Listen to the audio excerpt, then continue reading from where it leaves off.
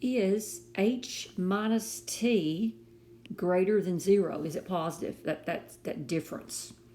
We'll look at clue 1, and clue 1 tells me about t. It doesn't tell me anything about so it will not work by itself. And clue 2 is the very same thing. It tells me about h, but I do not know anything about t, so I cannot make a decision. So now let's put them both together. And I think the way I want to look at this, let's look at h minus t.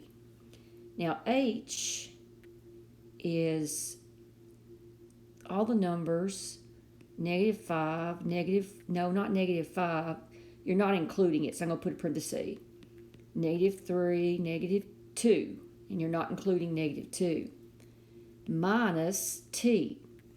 And what numbers are t? T, it doesn't include -10, but it would be like -9.9. -10, -9, -8, -7. Once again, not including -6.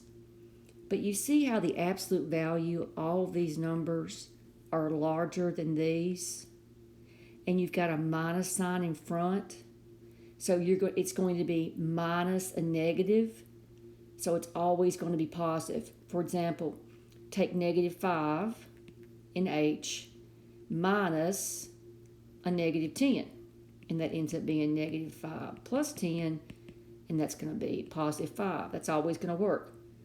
Look at -2 in h minus, let's take -10. Now let's take -6. Doesn't matter. It's going to be negative and negative. It's going to be -2 plus 6. It's going to be positive. So the answer is C. If you put both of them together, it works.